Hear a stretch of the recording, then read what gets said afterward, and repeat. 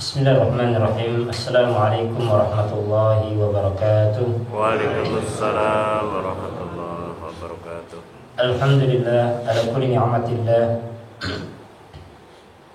Wassalatu wassalamu ala Rasulillah sallallahu alaihi wasallam, akhirul anbiya wal nabiyyu ba'da, amma ba'du.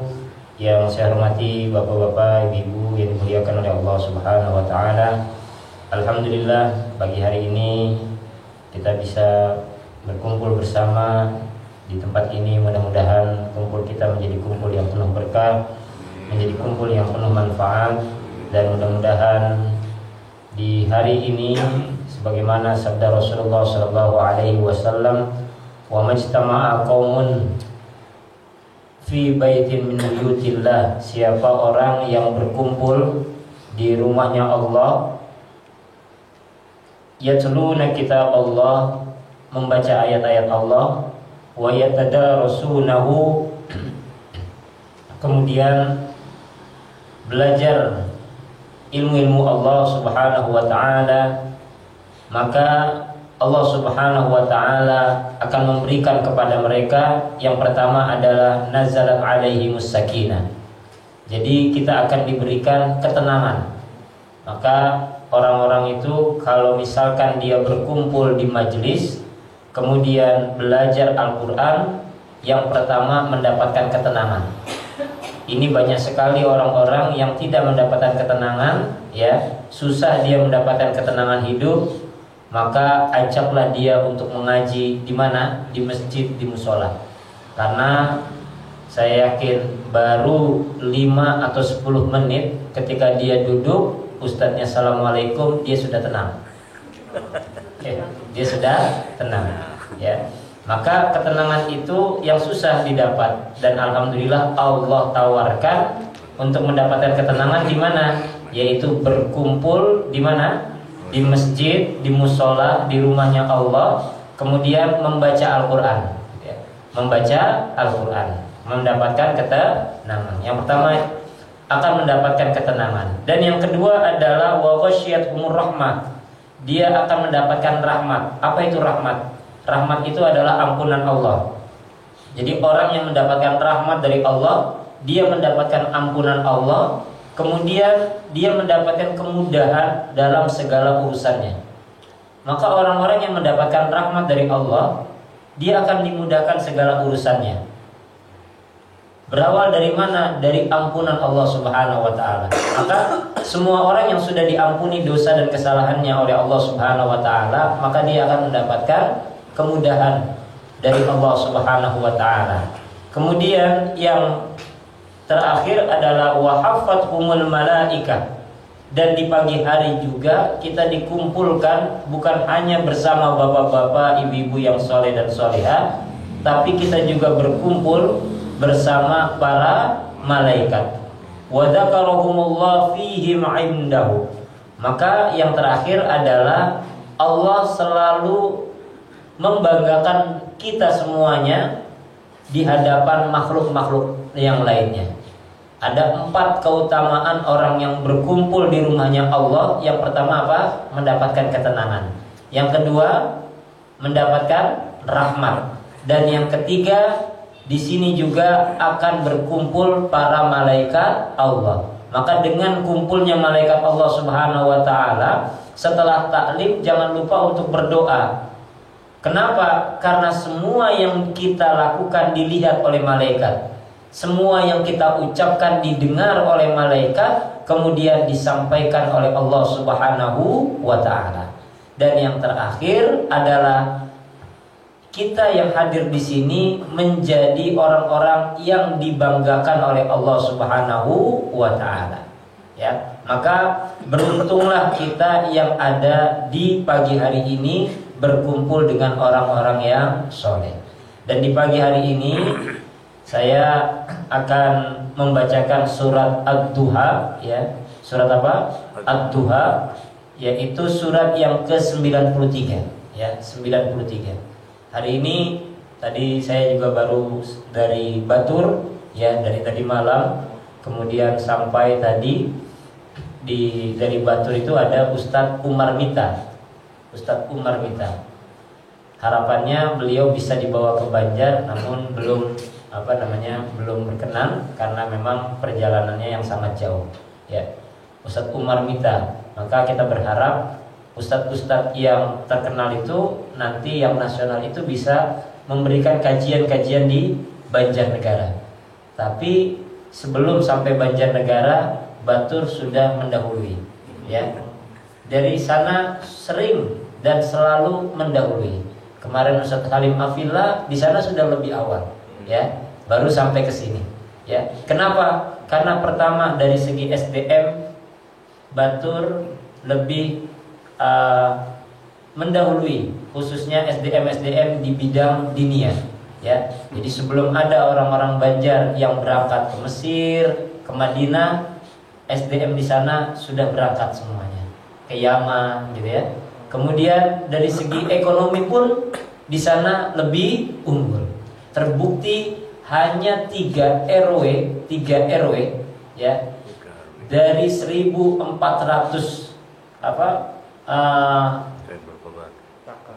warga ya, itu ada kurang lebih 700 yang berkurban ya.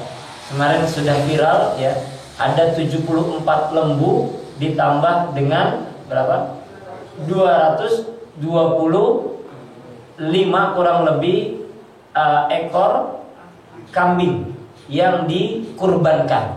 Artinya lebih dari 60% masyarakat sana berkurban, Masya Allah ya. Dan ini menjadi perhatian bagi kita bahwasanya dilihat dari segi ekonomi tinggi, tapi dalam keadaan sosial di sana sama ya. Ini berarti orang-orang di sana sudah selayaknya untuk selalu meningkatkan ilmu pengetahuan di bidang agama. Oleh karena itu, mudah-mudahan ini menjadi cerminan baik untuk kita yang ada di bawah ya. Kalau di sana kan negeri di atas awan ya. Nyaman sekali, kajian itu sekali datang seluruh kampung semuanya datang.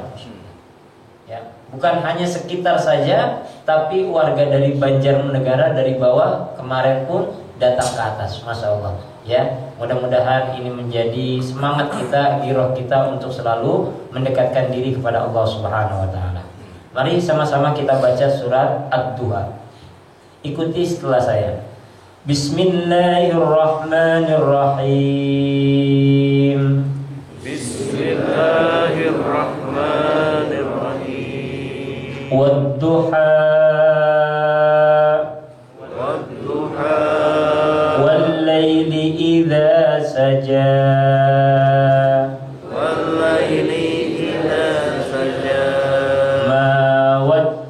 ربك وما قلى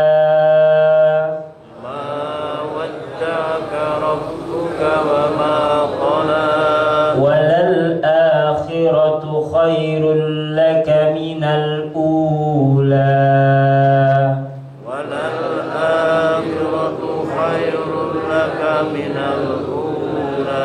ولسوف يعطيك ربك فترضى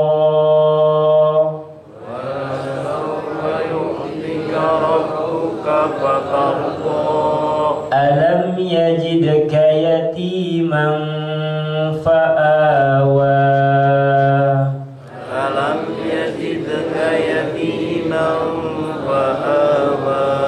ووجدك ضالا فهدى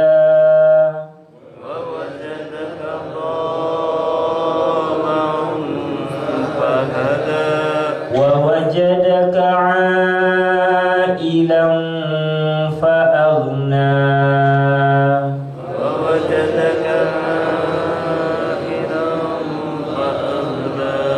فأما اليتيم فلا تقهر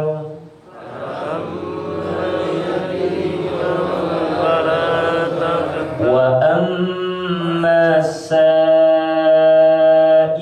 فلا تنهر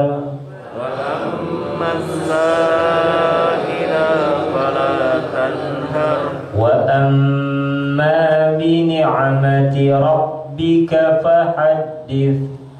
Amma bi ni'mati rabbika fahaddits. Baik, di sini ada 11 ayat. Yang pertama adalah wadduha, ya.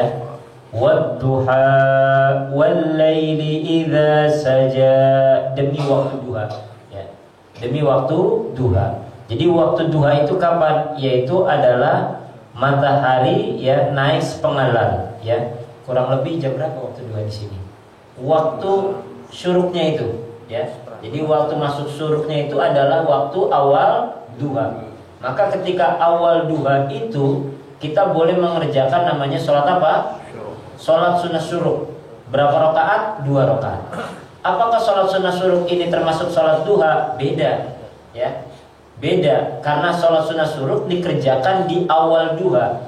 Tapi boleh nggak dikerjakannya misalkan di jam 7 pagi? Boleh, ya, boleh. Atau jam setengah 8 bisa. Tapi dengan syarat dan ketentuan yang berlaku. Karena syarat sholat syuruk dengan syarat sholat duha berbeda.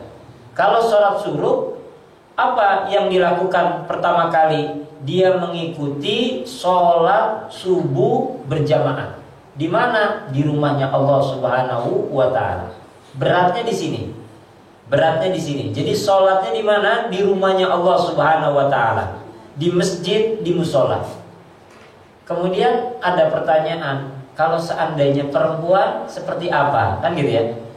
Sedangkan sebaik-baiknya tempat sholat perempuan itu di mana? Di rumah, ya. Maka di rumah itu juga masjid, di rumah itu juga musola. Apa itu masjid? Masjid itu adalah makan sujud, tempat sujud. Musola adalah tempat sholat. Jadi arti dari musola sendiri itu apa? Tempat sholat. Maka di rumah panjenengan tempat sholatnya areanya mana? Saya areanya itu di sebelah tempat tidur, gitu ya. Nah, maka di situ adalah area musola. Saya areanya di ruang tamu, maka seluruh ruang tamu itu adalah musola. Saya area sholat saya itu ada khusus, ada musola khusus, ada tempat khusus satu ruangan, maka di situ adalah musola. Maka di tempat musola itu adalah tempat sholat panjenengan. Artinya siapa yang sholat, ya seperti kita sholat di musola ini. Ba'da sholat kita duduk di kanan, di kiri. Selama di area musola sampai waktu syuruk, maka dia diperkenankan sholat syuruk. Ya. Sampai waktu isyraq, maka dia diperkenankan melakukan sholat syuruk. Jadi dia nunggu di sini ngapain? Zikir, gitu kan? Dengerin pengajian, itu diperkenankan, ya, diperkenankan. Nah, kalau misalkan ibu-ibu tidak sholat di masjid, dia sholat di rumah, maka apa yang harus dilakukan? Sama seperti orang-orang yang ada di musola atau masjid yang dilihat secara zahir. Berarti ngapain? Berarti sholat, berarti dia baca Quran, berarti dia berzikir, diam di sana. Jadi bukan berarti setelah sholat assalamualaikum warahmatullahi wabarakatuh, assalamualaikum, kemudian dia berdoa, habis itu dilepas mukenanya, masak air dulu, gitu ya. Ya, atau tidur dulu, gitu ya. Boleh nggak tidur? Boleh saja, tapi di area mana? Tempat sholat dia. Berarti kalau misalkan dia itu tidur di sofa, tempat sholat dia di mana? Di ruang tamu, maka boleh nggak? Boleh. Boleh. Maka ada yang namanya iktikaf itu, iktikaf boleh nggak sambil tidur? Boleh. Ya, dia datang ke masjid, kemudian dia tertidur, boleh nggak? Boleh. Kemudian dia bangun lagi, berwudu, kemudian dia lanjutkan zikirnya, dia lanjutkan baca Qur'annya, seperti itu.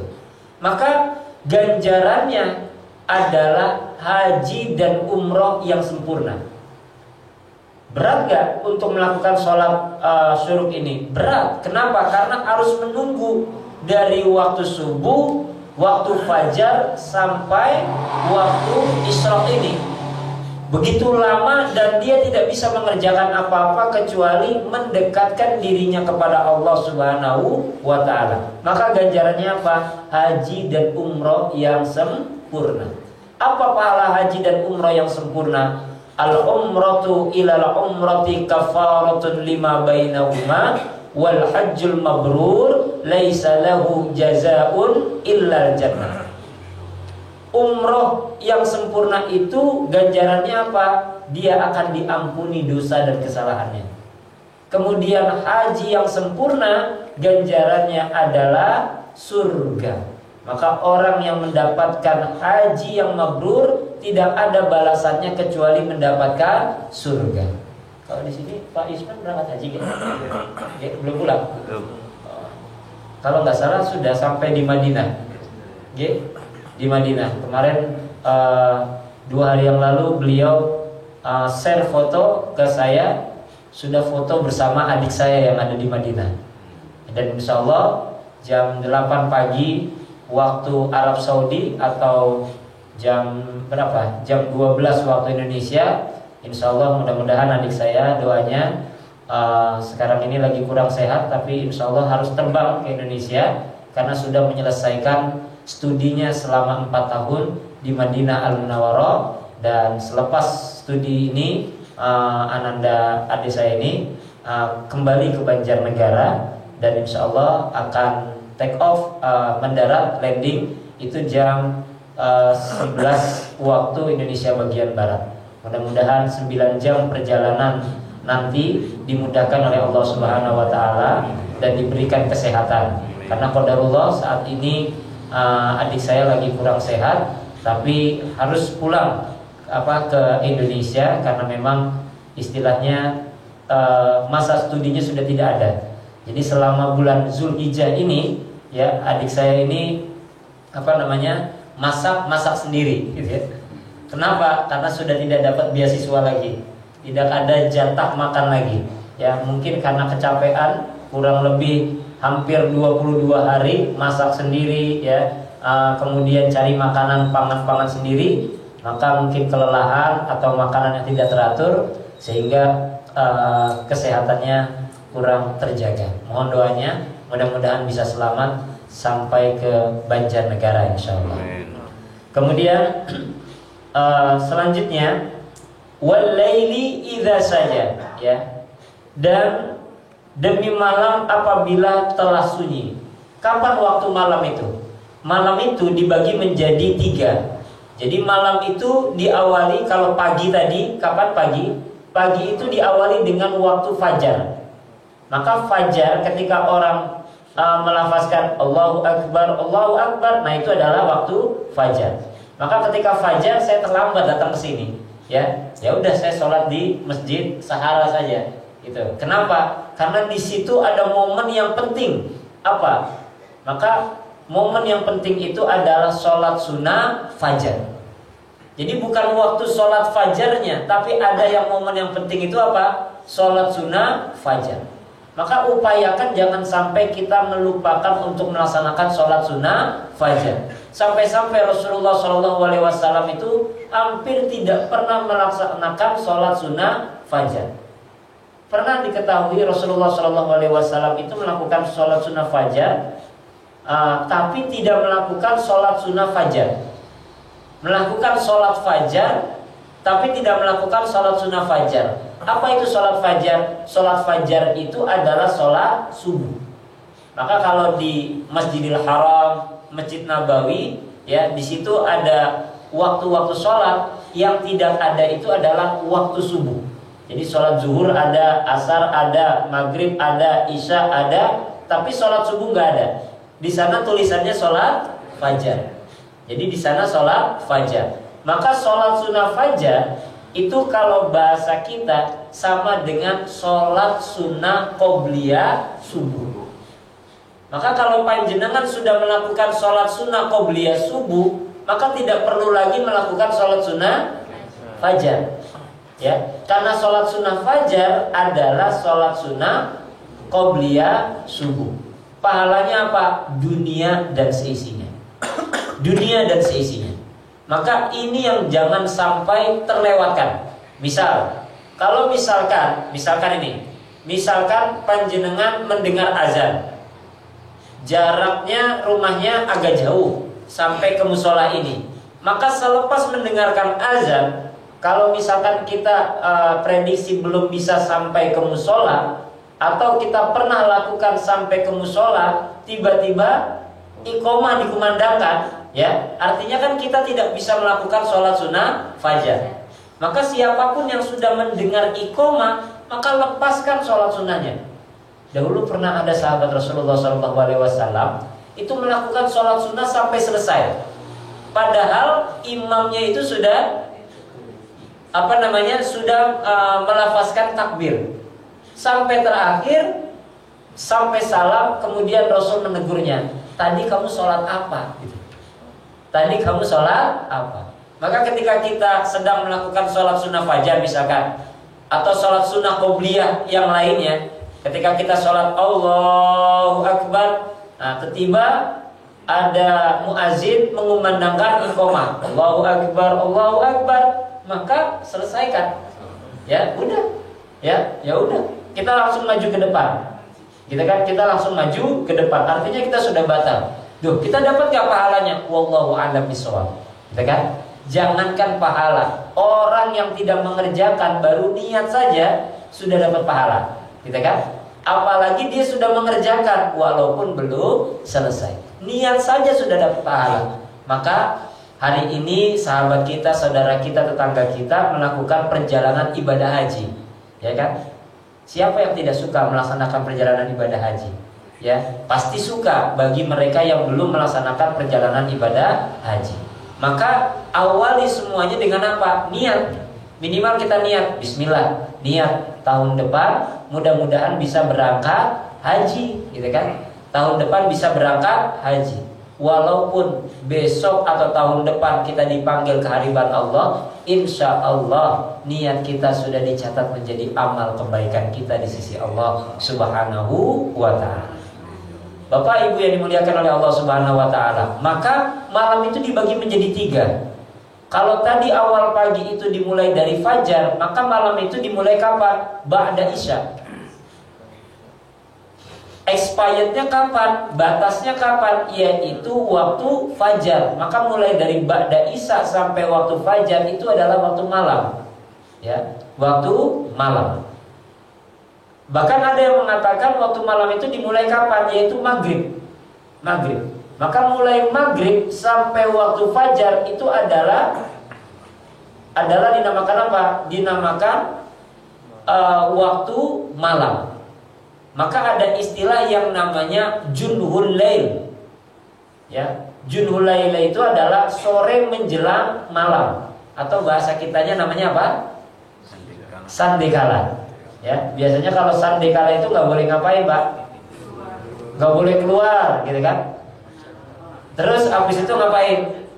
Semua pintu harus ditutup, jendela harus ditutup. Itu ciri siapa? Apa? Kata siapa? Nenek moyang. Ternyata itu sabda Rasulullah SAW yang diriwayatkan oleh Bukhari.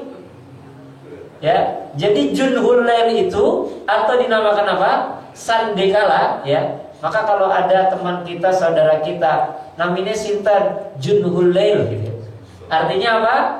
Sandekala. Jadi kalau ada anak namanya junhul lail, artinya apa? Sandekala. Loh, kok nama anak Sandekala? Mungkin dia dilahirkan waktu Sandekala, gitu kan? Kan ada ya anak itu namanya siapa? Namanya sinten? Laila, gitu ya. Laila, gitu kan? Atau bahkan ada yang namanya siapa? Lailatul Qadar, gitu ya. Ada nggak? Ada kan Lailatul Qadar. Jangankan Lailatul Qadar, ada nama anak namanya siapa? Hilal, gitu kan. Kenapa dinamakan Hilal? Mungkin waktu dia melahirkan, ya, saat dilahirkan orang-orang pada bingung cari hilal, gitu kan. Maka dinamakan anaknya siapa? Hilal. Maka beruntunglah seorang istri yang punya suami namanya Hilal. Dia gak usah cari-cari hilal. Kenapa? Karena selalu membersamai dirinya, gitu ya. Ya. Junhul lail. Jadi sabda Rasulullah SAW ketika junhul lail menjelang malam itu apa? Jangan sampai keluar. Jangan sampai keluar. Kenapa? Fa inna syaiton tantashiru hina idzin. Jadi sabda Rasul, di waktu junhul lail itu, fa inna syaiton, sesungguhnya syaiton tantashiru, yaitu apa? Berkeluyuran. Jadi pada keluar hina idzin, pada saat itu. Maka jangan sampai kita membolehkan anak-anak itu kapan? Keluar waktu menjelang malam maghrib. Ya, sekarang ini yang ada yang viral itu SCBD, Pak. Ya, apa? SCBD. Ya, Fashion Week SCBD. Ya, apa tuh ya singkatan? Pokoknya anak-anak muda itu pada kumpul ya di daerah Sudirman. Dan yang membuat prihatin itu ya, prihatin yang harus menjadi perhatian penting bagi orang tua itu apa? Dengan viral dan dipertontonkan ya di media-media sosial itu, anak-anak usia dini ya itu sudah berpacaran. Usianya berapa? 9 tahun. Ini usianya berapa? Ini usianya 10 tahun. Kalian berdua kesini ngapain? Ya saya jalan-jalan. Ini pacarnya? Iya. Dengan bangga ia mengatakan apa? Ini pacarnya. Udah berapa tahun pacaran? Baru kemarin pacaran. Ya. Maka saat ini begitu banyak dakwah-dakwah ya, bukan dakwah, yaitu sayyi'ah yang dipertontonkan. Ya. Maka dengan sekuat tenaga sekarang para dai ya membuat apa? Membuat konten-konten. Ada konten di Instagram, bahkan sampai konten di TikTok, Pak. Itu juga banyak orang yang nyinyir, ngapain Ustadz main TikTok gitu. Karena itu adalah dakwah. Kita meminimalisir ya tentang keadaan-keadaan sayyi'ah yang sudah berkembang luas. Ya. Bahkan Ustadz Khalid Al-Basalamah itu ya mempunyai konten kreator khusus untuk YouTube saja sampai 12 orang, Pak. Dakwah itu nggak murah. Dakwah itu nggak murah. Dakwah itu mahal sekali. Sampai 12 orang. Coba, kalau satu orangnya 5 juta, berarti berapa pengeluaran Ustadz Khalid Basalamah untuk itu saja. Belum alat-alatnya. Masya Allah. Kemarin bertemu dengan Ustadz Umar Mita. Ustadz Umar Mita itu sekali syuting ya, sekali syuting dia bikin konten itu berapa? 220 juta rupiah. Bahkan sampai doubler itu orang yang ngomong ya, orang yang mempunyai kelebihan bisa ngomong gitu kan, itu disewa ya, dipanggil oleh Ustadz Umar Mita, bayarannya berapa? Bayarannya sampai 100 juta rupiah. Beliau bilang itu cuma ngomong aja, Ustadz. Ya, kayak misalkan orang yang ngomong tapi mukanya itu nggak kelihatan. Kalau di iklan-iklan kan ada ya. Nah, orang ngomong tapi mukanya nggak kelihatan. Itu membayar orang itu sampai 100 juta rupiah. Yang menjadi khawatir kata beliau apa? Coba panggil guru ngaji, Pak. Panggil guru ngaji. Selama 25 hari ngajarin anak kita, panjenengan bayar berapa guru ngajinya? 300.000, Pak. Terus kan? Ngajarin apa? Tiap hari ngomong. Sejam setiap harinya. Kemudian pas pulang, setelah sebulan dikasih berapa? 300.000. Kira-kira seharinya itu dibayar berapa itu guru ngaji itu? Padahal guru ngaji itu membawa anak kita kemana? Ke akhirat. Maka kadang ada ustadz yang datang ke sini dibayar berapa? 25 juta. Mahal banget ustadz, 25 juta. Secara kalau misalkan kita pikir kembali, sekolahnya ustadz itu murah atau mahal? Mahal. Sampai kemana? Ke Madinah, ke Mekah gitu kan. Tapi perhatian kita ke agama ini memang kadang sangat kurang. Tapi tidak sedikit juga ada orang yang melihat konten kreatornya para ustadz itu. Kemarin kata beliau apa? Dia hadir datang kemudian memberikan uang sampai 2-4 miliar rupiah dari satu orang. Bahkan ada yang rela memberikan apa? Memberikan mobil, memberikan fasilitas untuk kegiatan dakwah ustadz itu. Masya Allah. Maka orang-orang ini adalah orang-orang yang sudah mengerti dan paham tentang kegiatan dakwah. Maka dakwanya Rasul itu tidak murah. Rasul apakah orang kaya? Jelas sangat orang kaya. Kalau beliau tidak kaya, maka beliau itu tidak bisa menikahi Sayyidati Khadijah yang sangat kaya raya. Sampai akhirnya meninggal dunia Sayyidati Khadijah, maka seluruh kekayaannya habis. Untuk apa? Untuk kepentingan perjuangan dakwah Rasulullah SAW. Ya. Maka perjuangan dakwah ini, masya Allah. Ya. Mudah-mudahan tempat kita ini selalu dalam lindungan Allah Subhanahu Wa Taala. Maka wal-laili idza saja, waktu malam yang sudah telah sunyi. Maka ketika sudah sunyi, banyak sekali kemaksiatan yang bisa dijalankan oleh manusia. Ya. Allah Subhanahu Wa Taala menjelaskan selanjutnya, ma wadda'aka rabbuka wa ma qala. Apa artinya? Tuhanmu tidak meninggalkan engkau wahai Muhammad dan tidak pula membencimu. Ini penting ya bagi orang-orang yang saat ini sedang mempunyai permasalahan ini. Ya. Hari ini yang mempunyai permasalahan ekonomi, dia bingung gimana cara menyelesaikannya. Hari ini dia punya masalah dengan istrinya, anaknya, saudaranya. Dia bingung bagaimana mencarikan solusi yang terbaik. Maka ketika ada orang yang datang bingung ya mencarikan solusi, sebenarnya yang kita cari itu bukan solusi. Yang dicari oleh orang-orang yang sedang mempunyai permasalahan itu bukan solusi, tapi dia harus mencari Allah Subhanahu Wa Ta'ala. Maka orang-orang yang sedang mempunyai masalah kadang bertanya-tanya, kenapa sih saya yang hari ini dapat masalah terus? Masalah belum selesai, besok dapat masalah lagi. Masalah lain, dapat lagi, dan dia dapat terus. Pertanyaan satu, bagaimana hubungan dia dengan Allah Subhanahu Wa Ta'ala? Maka orang-orang yang punya masalah, dia kembalikan kepada Allah, insya Allah Allah akan berikan jalan keluar yang terbaik baginya. Ma wadda'aka rabbuka wa ma qala. Kadang orang yang mempunyai masalah itu rasanya itu galau, gundah gulana, gelisah. Seolah-olah Allah nggak ada dalam kehidupannya. Dan di sini Allah menegaskan ma wadda'aka rabbuka wa ma qala. Ma wadda'aka rabbuka wa ma qala. Kadang panjenengan melihat ada orang yang bertato gitu ya, di jalan-jalan gitu ya. Terkadang kita, ya Allah kok orang kayak gitu banget. Maka dalam dakwah itu kita nggak bisa mencaci. Dalam dakwah itu kita nggak bisa mencaci. Yang bisa apa? Carikan solusi. Carikan jalan keluar dari permasalahan yang dia harus lakukan. Apa? Yaitu mendekatkan diri kepada Allah Subhanahu Wa Ta'ala. Tapi dengan cara apa? Ya, dengan cara yang bagaimana? Maka ada pondok-pondok pesantren itu, ada pondok pesantren Al-Quran, khusus dengan Quran. Ada pondok pesantren bahasa Arab saja.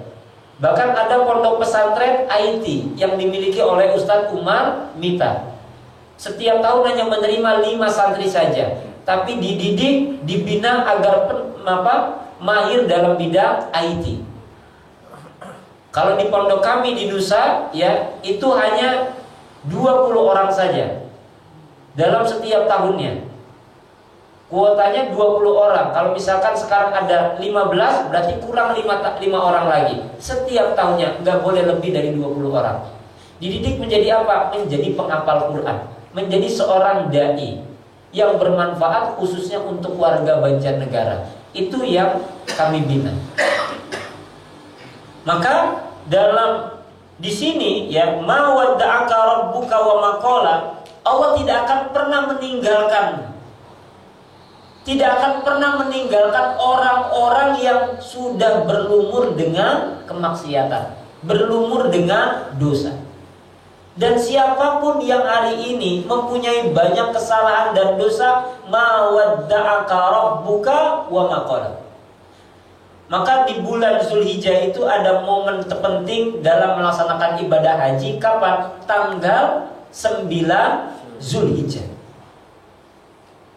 Dalam melaksanakan ibadah di tanggal 9 Zulhijjah, orang yang melaksanakan haji, dia melaksanakan wukuf. Dan orang yang tidak melaksanakan ibadah haji tanggal 9 Zulhijjah, dia melakukan puasa sunnah. Apa itu wukuf? Wukuf itu berdiam diri. Hari ini kita wukuf, diam diri. Di mana? Di musola ini, diam. Tapi bedanya wukuf haji itu al-hajju Arafah.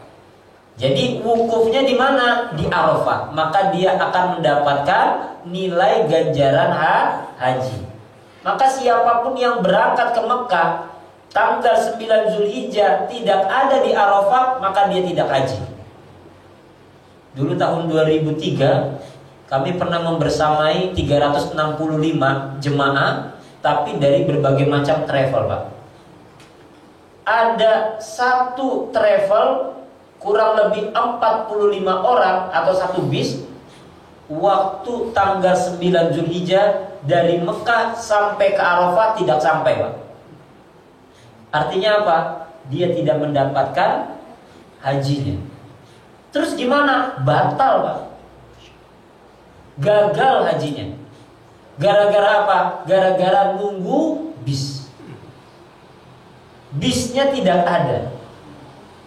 Berarti satu bis itu tidak ada yang melaksanakan ibadah haji. Saat dia ada di Mekah, tapi tanggal 9 Zulhijjah tidak di Arafah.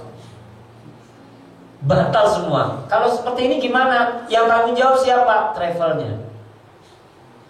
Kalau seandainya hari ini ada orang melaksanakan ibadah haji plus satu orangnya itu berapa? 200 juta rupiah. Berarti 200 juta dikali berapa? 45 orang. Kalau dulu kami itu hanya 75 juta saat itu. Ya. Tapi saya nggak bayar, Pak. Saya cari yang gratisan. Jadi haji saya namanya haji kosasi. Dari tahun 2001 sampai 2010 saya bolak-balik haji itu, haji saya namanya haji kosasi. Apa itu haji kosasi? Haji ongkos dikasih. Jadi haji ya. Dari awal 2001 sampai 2010 haji kosasi. Dan kemarin saya dapat surat dari Dirjen Haji, tapi qadarullah ada pembatasan. Jadi tahun ini tidak bisa melaksanakan ibadah haji. Mudah-mudahan tahun depan. Dan itu juga kalau bisa ada haji kosasi lagi, insya Allah. Ya, maka ketika ada di padang Arafah itu yang sedang melaksanakan wukuf, dia berdiam diri. Di mana berdiam diri? Di Arafah. Apa itu Arafah? Yaitu adalah tahu. Arafah itu tahu. Maka ada istilah kalau orang mau melaksanakan pernikahan itu ada yang pertama namanya apa? Ta'aruf. Ya, untuk mengenalkan diri. Maka banyak orang yang ketika dia duduk di padang Arafah dari tanggal 9 Zulhijjah sampai terbenamnya matahari di tanggal 9 Zulhijjah, mereka semua menangis. Kenapa? Menangis atas apa yang pernah mereka lakukan. Karena di padang Arafah intinya apa? Harus mengetahui siapa kamu, dari mana kamu, mau kemana, apa yang sudah kamu lakukan, dan apa yang akan kamu lakukan. Siapa kita? Inna lillahi wa inna ilaihi raji'un. Maka ketika kita sudah mengucapkan inna lillahi wa inna ilaihi raji'un, sebenarnya kita nggak bisa melakukan ibadah yang notabene adalah riya, sombong. Apa yang bisa kita sombongkan? Nanti kita akan kembali kepada Allah Subhanahu wa ta'ala. Meninggal, ya, dikubur kita. Sehebat apapun, setinggi apapun jabatan kita, kalau kita sudah dikubur, hilang, Pak. Tetangga kita nangisnya juga cuma sehari, Pak. Ya. Sahabat kita yang dekat dengan kita menangis sedihnya berapa hari? 3 hari. Istri kita masih menangis, anak kita masih menangis, karyawan kita udah lupa. 7 hari anak kita masih menginginkan kita ada di sisinya, istri kita masih termenung. Maka khairukum li ahlikum wa ana khairukum li ahlihi. Sebaik-baik kalian adalah orang-orang yang baik untuk keluarganya. Orang-orang ketika meninggal dunia dia udah gak peduli lagi. Yang masih memikirkan kita siapa? Istri. Yang masih memikirkan kita siapa? Suami. Yang masih memikirkan kita siapa? Anak-anak. Maka mulai sekarang berbuat baiklah kepada anak-anak kita. Jangan sampai kita menyesal di hari kemudian. Kapan kita bisa menyesal? Yaitu ketika kita usia sudah tua, sudah tidak ada lagi anak-anak kita. Anak-anak kita sudah pergi. Dan ketika kita mendengar tangisan ya bayi yang ada di sebelah, kita merindukannya. Padahal dulu ketika ada anak kita menangis, kita marah kepada anak kita, diam gitu kan? Marah lagi yang satu, diam. Menjadi pelajaran hikmah yang terbaik. Kemarin kami bertemu dengan Ustaz Umar Nita. Dibawa anaknya Pak. Dibawa anaknya. Beliau punya anak 7 Pak, dari 12 yang direncanakan. Berarti masih kurang berapa? 5. Dan mudah-mudahan berhasil. Kata beliau, doanya mudah-mudahan dengan dinginnya di negeri atas awan ini, mudah-mudahan tahun depan bisa mendapatkan anak yang ke-8. Ya. Ketika anaknya nangis, beliau bilang apa? Beliau tidak marah, beliau bilang apa? Ada masanya, gitu kan? Sekarang ini nangis, entar yang ini diem. Bener Pak, yang satu dipegang, gitu kan? Yang nangis itu dipegang, yang di sini diem. Ya, entar yang dipegang ini udah mulai diem, yang ini dibawa sama orang lain nangis Pak. Gitu. Semua ada masanya. Tapi terkadang kita tidak bisa berbuat baik kepada keluarga kita, istri kita. Maka ada orang yang bisa berbuat baik dengan suami orang, dia belum tentu bisa berbuat baik dengan suaminya sendiri. Kadang seorang suami bisa berlemah lembut dengan istri orang, gitu kan? Berkata baik dengan istri orang, mau kemana ibu? Dari mana? Gitu kan? Tapi dengan istrinya sendiri, mau kemana? Gitu. Dari mana? Gitu kan? Curiga terus, ya. Dengan anak orang bisa berbuat baik, ya Allah, cantik ya, lucu ya. Kemudian dia melakukan hal yang tidak baik, gak apa-apa. Maaf ya bu, gak apa-apa. Namanya juga anak-anak. Tapi ketika anak kita melakukan perbuatan yang sama, dasar anak jelek, anak nakal. Padahal yang keluar dari mulutnya sendiri, ya. Maka Rasulullah SAW menjelaskan kepada kita, sebelum terlambat nanti, khairukum khairukum li ahlikum wa ana khairukum li ahli. Sebaik-baik kalian adalah orang yang berbuat baik kepada keluarga kalian. Maka siapakah orang yang paling baik? Orang yang paling baik itu adalah orang yang bisa berbuat baik dengan siapa? Keluarganya sendiri. Jadi jangan sampai kebalik, kita bisa berbuat baik dengan atasan kita, tapi kita nggak bisa berbuat baik dengan anak kita, ya. Anak kita kan merindukan kita ketika kita pulang kerja, Pak. Pak, lihat. Coba kalau kita datang ke rumah bos kita, oh lihat om, mana gitu kan. Baik kita dengan anak atasan kita, dengan anak bos kita, tapi dengan anak sendiri, masya Allah, ya. Maka Rasulullah SAW menjelaskan, wa ana khairukum li ahli, dan aku, kata Rasul, adalah orang yang paling baik untuk keluargaku. Jadi bukan hanya sekedar beliau itu memberikan nasihat, tapi beliau mengatakan saya ini udah berbuat baik dengan keluargaku, khususnya kepada siapa? Istri-istrinya. Rasul berbuat baik dengan istrinya. Kemarin kita sudah jelaskan. Rasul berbuat baik dengan istri Rasulullah SAW sampai-sampai Rasul memanggil istrinya dengan sebutan apa? Ya Humairah, wahai istriku yang wajahnya kemerah-merahan. Jenengan kalau dipanggil oleh suami apa bu? Bebek gitu kan? Yayang gitu kan? Iya bu? Terus? Atau dipanggilnya apa? Gitu kan? Dilihat dari apa? Dilihat dari nama yang ada di handphone, ya. Tulisannya siapa? Istriku. Bahkan ada panjenengan tulisnya apa? Istriku tercinta, gitu kan? Boleh, ya. Ayamku, bebek, gitu kan? Apapun, gitu kan? My honey bunny, gitu kan? Itu lebih baik dibandingkan apa? Penjaga rumah. Masih mending kalau tulisannya apa? Ibunya anak-anak, gitu kan? Gitu. Ya. Dan ibu juga gak mau kalah, gitu kan? Nama suaminya, kesel sama suaminya ditulis apa? Lion, gitu. Tulis apa? Singa, gitu kan? Masya Allah, ya. Maka mulai sekarang, ayo kita niatkan dari sekarang. Ayo kita menjadi pribadi-pribadi yang baik untuk keluarga kita. Niatkan, innamal a'malu binniyat, ya. Maka amal yang terbaik di pagi hari itu apa? Sedekah. Dan sedekah yang paling murah itu apa? Tersenyum. Maka mulai saat ini, pagi ini ketika kita pulang, assalamualaikum, maka awali dengan apa? Senyum. Kepada siapa? Istri. Kepada siapa? Suami. Senyum. Ya, melihat anak, senyum. Maka bahagialah kalau panjenengan punya istri-istri yang cerewet, Pak. Kenapa? Karena dari cerewetnya istri ini, ya, itu memberikan bahasa terbaik kepada siapa? Kepada anak-anak.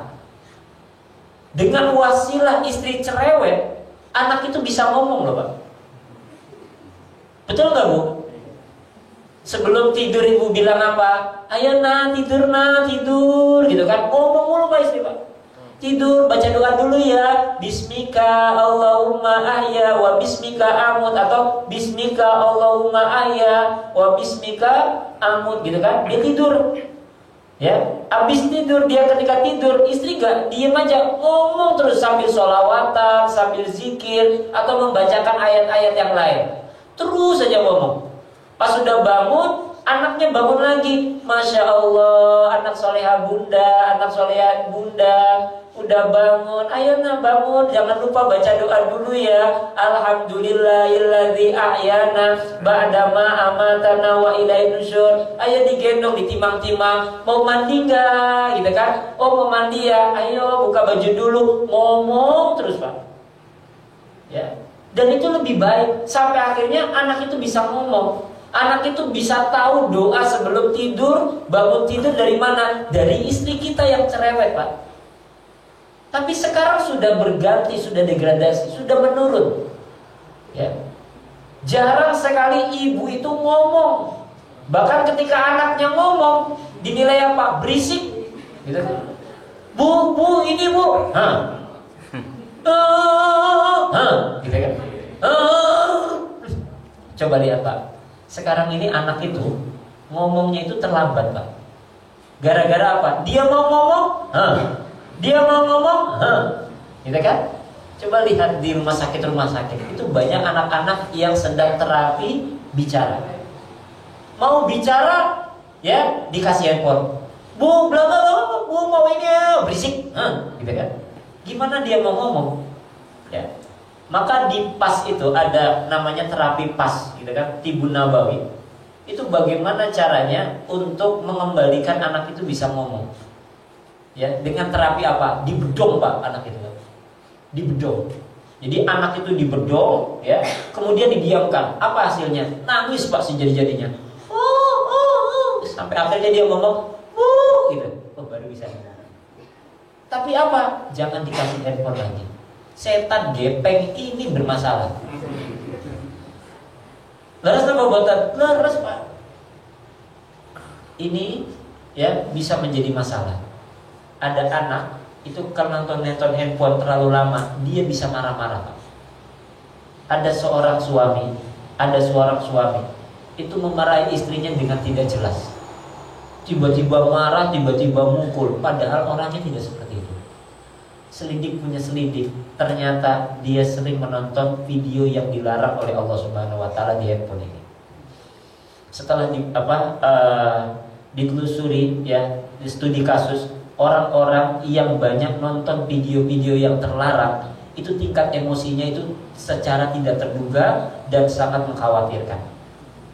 Maka kalau anak-anak tiba-tiba marah yang sejadi-jadinya, mungkin dia terpengaruh dengan ini. Karena yang tidak bisa terkontrol itu apa? Iklan, Pak.